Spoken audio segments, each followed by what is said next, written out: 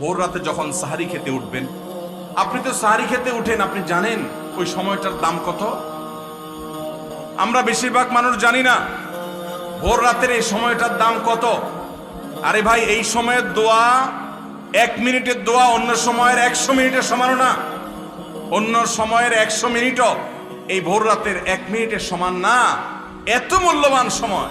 সাহারি খেতে উঠছেন, সাহারি খান, ভালো কথা, কিন্তু সাহারি খাওয়ার আগে পরে 10টা মিনিট জায়নামাজে মুসল্লাতে দাঁড়ান, একটু 2 রাকাত নামাজ পড়েন।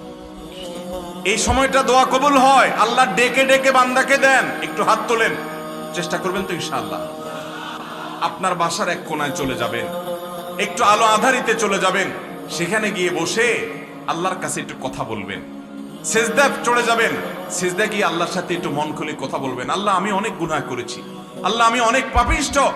শুনেছি আপনার রাসূল জানিয়েছেন যে এই মাসে নাকি আপনি অনেক পাপিষ্ঠকে মাফ করে দিবেন।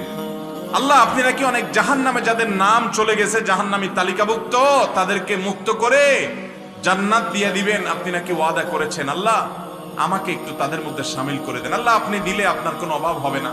আল্লাহর সাথে একটু কথা বলা, মুনাজাত করা ভোর রাতে করার চেষ্টা করবো তো ইনশাআল্লাহ। ঘরের এক কোনায় চলে যাবেন, সাহারিটা আগে আগে খেয়ে শেষ করবেন, আজানের এখনো 15 মিনিট বাকি। চলে যান এক কোনায়, উজু করে দাঁড়ায় যান 2 রাকাত নামাজে, চলে যান সিজদা, একটু দোয়া করেন। নিরিবিলি জায়গা যদি বাসায় না থাকে, ছাদে চলে যান, মসজিদে আগে চলে যান, এক কোনায় চলে যান। এই সময়ের 10টা মিনিট অন্য সময়ের ঘন্টাকে ঘন্টার চাইতে মূল্যবান। চেষ্টা করবো তো ইনশাআল্লাহ। ভাইরা আমার, সিয়াম আমাদেরকে হারাম ছাড়ার প্রশিক্ষণ দেয়। সিয়াম আমাদেরকে বলে তোমার যা মনে চায় তা করতে পারবা না। অনেক অবৈধ কাজ করার সুযোগ আসে, তোমার মনেও চায়, কিন্তু করা যাবে না। কারণ যে তুমি রোজা রয়েছো, রোজা রেখে তুমি ট্রেনিং নিয়েছো যে পানি থাকলেই পান করা যাবে না, খাদ্য থাকলেই খাওয়া যাবে না, ক্ষুধা থাকলেই খাওয়া যাবে না, আল্লাহর ভয়ে বেঁচে থাকতে হবে। এই বিষয়টাকে সামগ্রিক জীবনে অ্যাপ্লাই যেন করি, সেই শিক্ষাটাই রমজানের রোজা আমাদেরকে দেয়। আল্লাহ আমাদেরকে সেই শিক্ষা গ্রহণ করার তৌফিক দান করুন। ভাইরা আমার, রোজাকে যদি আপনি এক কথায় বুঝতে চান, এক কথায় যদি বলি রোজা কি, তাহলে আপনি বলতে পারেন রোজা বলা হয় সবরের নাম। রোজা কিসের নাম ভাই? সবরের নাম। ওই যে ক্ষুধা আছে, খাবারও আছে, তৃষ্ণা আছে, পানিও আছে, তারপরও খাচ্ছেন না, এর নাম সবর। এর নাম কি? ধৈর্য ধারণ করা, নিজেকে নিয়ন্ত্রণ করতে শিখা। আমাদের যুবকদেরকে উচ্ছৃঙ্খল হওয়ার জন্য হাজারটা আয়োজন, ভোগবাদী এই সমাজে আছে। ইসলাম শুধু বলে ভোগ নয়, ত্যাগ করতে শিখো, কন্ট্রোল করতে শিখো, নিয়ন্ত্রণ করতে শিখো নিজেকে। যেখানে সেখানে ডাইরেক্ট হয়ে যাওয়া নয়, নিজেকে আটকে রাখা, নিয়ন্ত্রণ করা, সবর করা। সবর মানে শুধু বিপদে ধৈর্য ধারণ করার নামই সবর নয়। সবর মানে নিজেকে যে কোনো কাজে আবদ্ধ করে ফেলা, এটা হলো সবর। ভাইরা আমার, জীবনের সাফল্য, আখিরাতের সাফল্য তো বটে, দুনিয়ার সাফল্য সবর ছাড়া কোনোদিন সম্ভব হতে পারে? একজন ছাত্র, তার পড়ালেখা করতে ভালো লাগে না, পড়ায় মন বসে না, তার মনে চায় শুধু ফেসবুক টিপতে, আছে না নাই? এরপরও সে নিজেকে যদি পড়ার মধ্যে ধরে রাখতে পারে, নিজেকে যদি সে নিয়ন্ত্রণ করতে পারে, ওই ডানে বামে এদিক সেদিক ঘোরাঘুরি না করে সে যদি বইয়ের মধ্যে পড়ে থাকে, পড়াশোনা ঠিক মতো করে, তাহলে তার ক্যারিয়ারটা ভালো হবে কি হবে না? ইনশাআল্লাহ হবে। তাহলে সবর করলে তার জন্য ভালো কিছু অপেক্ষা করে। একজন মানুষ ব্যবসা শুরু করেছে, সে ব্যবসা করতে গিয়ে যদি ধৈর্য ধারণ করতে পারে, তাহলে সে শাইন করে। আর যদি ধৈর্য ধারণ করতে না পারে, ব্যবসা একটা শুরু করছে, আজকে একটা কাস্টমার নাই দেখে কালকে আরেকটা, এরপরের দিন আবার আরেকটা, এক কাস্টমারের সাথে 2 কথাতে 3 কথা বেশ কম হয়েছে, ঘুষি মেরে দিছে, দোকান শুদ্ধ বন্ধ, জেলে চলে গেছে, ব্যবসা লাডে উঠছে। ঠিক না ঠিক? যদি কোনো ব্যবসায়ী সবর না করে, সে সফল ব্যবসায়ী হতে পারে? স্বামী স্ত্রীর জীবনে, দাম্পত্য জীবনে সবর না থাকলে তারাও সুখী হতে পারে না। চুনের থেকে নুন খসলেই যদি বউকে তালাক মেরে বসে থাকেন, গায়ে হাত তুলে বসে থাকেন, জুলুম করে বসে থাকেন, দাম্পত্য জীবনে সুখ হবে? অনেক কিছু মনের বাইরে হবে, সহ্য করতে হবে, তাহলে সুখ পাওয়া যাবে। এভাবে গোটা জীবনের প্রত্যেকটা পরতে পরতে, প্রতিটা স্তরে স্তরে আপনি দেখবেন সবর ছাড়া মানুষ কখনো সুখী হতে পারে? রোজা আমাদেরকে সেই শিক্ষা দেয়, বান্দা তুমি সবর করতে শিখো। তোমার সামগ্রিক জীবনে সব ক্ষেত্রে তোমাকে সবর করতে হবে। ও যুবক, সমস্ত তোমার বন্ধুরা সব হারাম সম্পর্ক রিলেশন করে অনেক মেয়েদের সাথে, বিবাহ বহির্ভূত সম্পর্ক জড়িয়ে যায়, সবাই হারাম আনন্দ ফুর্তি করে। তোমার মন চায়, সুযোগও আছে, কিন্তু তোমাকে সবর করতে হবে, তোমাকে অপেক্ষা করতে হবে বৈধ স্ত্রীর জন্য। হারাম পথে উপার্জন সবাই করে, তুমিও চাইলে করতে পারো, করার প্রয়োজনও তোমার হয়তো আছে, আবার সুযোগও আছে, কিন্তু না, সবর করো, নিজেকে দূরে রাখো, একটু অপেক্ষা করো। সবর করতে কষ্ট হয়, কিন্তু সবর করার পর সবুরে মেওয়া ফলে। সবুরে মেওয়া কি সাথে সাথে ফলে? সবুরে মেওয়া ফেলতে হলে অপেক্ষা করা লাগে, ধৈর্য ধারণ করা লাগে। আল্লাহ আমাদের সবাইকে সেভাবে ধৈর্য দান করার তৌফিক দান করুন। তাহলে ভাইরা আমার, গোটা জীবন জুড়ে আমরা এই সিয়াম সাধনার মাধ্যমে এখান থেকে শিক্ষা গ্রহণ করে তাকওয়ার চর্চা, হারাম কাজ ছাড়ার চর্চা, এটার ট্রেনিং, এটার অনুশীলন, এটার রিহার্সেল, এটার প্রশিক্ষণ, এটার শিক্ষা এবং দার্স আমরা রমজানের রোজা থেকে গ্রহণ করব ইনশাআল্লাহ। চেষ্টা করব তো সবাই, এবং রমজানের এই রোজা থেকে শিক্ষা নিয়ে আমাদের জীবনের সামগ্রিক জীবনের যে রোজা আছে সেটাতে আমরা এটাকে অ্যাপ্লাই করব। রমজানের রোজার সাথে জীবনের সামগ্রিক রোজার একটা অমিল আছে, সেই অমিলটা হলো রমজানের রোজা যদি ভেঙে যায়, রমজানের রোজা যদি ভেঙে যায় সেটাকে আর জোড়া লাগানো যাবে?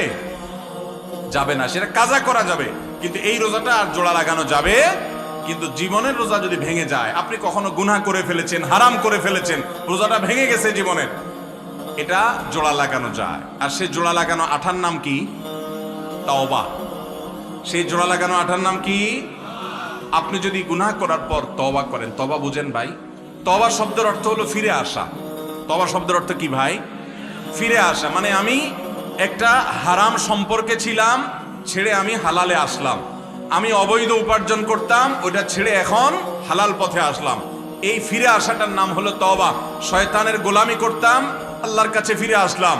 আল্লাহ বলেছেন, ওয়া আনিবু ইলাল্লাহ, তোমরা আল্লাহর দিকে ধাবিত হও, আল্লাহর দিকে ফিরে আসো। ফাফিরু ইলাল্লাহ, তোমরা আল্লাহর দিকে ভাগো, শয়তান তোমাদেরকে জাহান্নামে নিবে। নবী করিম সাল্লাল্লাহু আলাইহি ওয়াসাল্লাম বলেছেন, তোমরা জাহান্নামে পতঙ্গের মতো, পোকার মতো আগুনে যেরকম ঝাঁপ দিয়ে পড়ো, তোমরা সেরকম ঝাঁপ দিয়ে পড়ো। হারামের হাতছানি তোমাদেরকে ডাকছে, চতুর্দিকে হারাম। শিক্ষা প্রতিষ্ঠানে যাবেন, ব্যবসা বাণিজ্য করতে যাবেন, চাকরি বাকরি করতে যাবেন, বিদেশে যাবেন, চাষাবাদ করতে যাবেন, সমাজে বসবাস করতে যাবেন, রাজনীতি করতে যাবেন, যেখানেই যাবেন হারামের হাতছানি। হারাম ছাড়া কোথাও টিকা কঠিন হয়ে যায়, সবাই ঝাঁপ দিয়ে সেদিকে চলেও যায়। কিন্তু নবী সাল্লাল্লাহু আলাইহি ওয়াসাল্লাম বলেছেন, আমি তোমাদের কোমর ধরে ধরে শুধু টানি জাহান্নাম থেকে বাঁচাবার জন্য। এটাই নবীদের ডিউটি। আলেমরা সেই ডিউটিটা পালন করেন। এই ডিউটি পালন করার পর অল্প সংখ্যক মানুষ বাঁচতে পারে, এই লোকগুলো জান্নাতি হয়। আর বেশিরভাগ লোক গড্ডালিকায় এবং স্রোতে গা ভাসিয়ে দেয়, তারা জাহান্নামী হয়। আল্লাহ আমাদেরকে জান্নাতি হওয়ার তৌফিক দান করুন। আমরা রমজানের রোজা থেকে তওবার শিক্ষা গ্রহণ করবো তো ইনশাআল্লাহ। আমরা রমজানের রোজা থেকে সবরের শিক্ষা গ্রহণ করবো তো ইনশাআল্লাহ।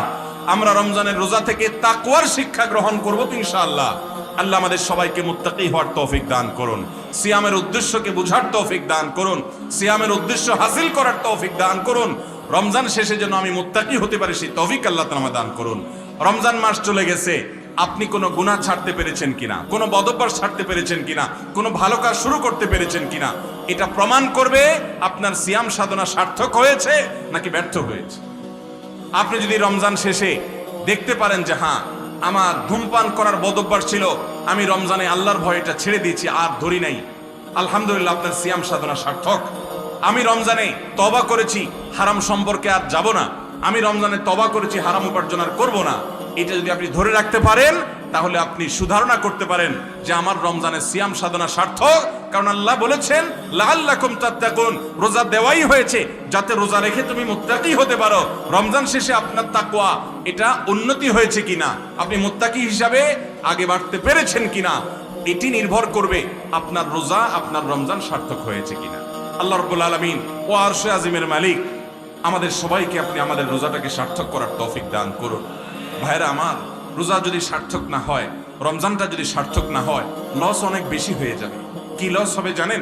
নবী করিম সাল্লাল্লাহু আলাইহি ওয়াসাল্লামের কাছে জিবরিল এসে বলেছেন, বাউদা মান আদরাকা রমাদান ওয়া লাম ইগফার লাহ, ওই কপাল পোড়া ধ্বংস হোক যে রমজানের মতো এরকম বিশাল বড় সুযোগ পাইছে, তারপর আল্লাহর কাছে চোখের পানি ফেলে দোয়া করে, কান্নাকাটি করে, ইস্তিগফার করে, তওবা করে তার আগের গুনাহগুলোকে মাফ করাইতে পারে নাই, এই কপাল পোড়া ধ্বংস হোক।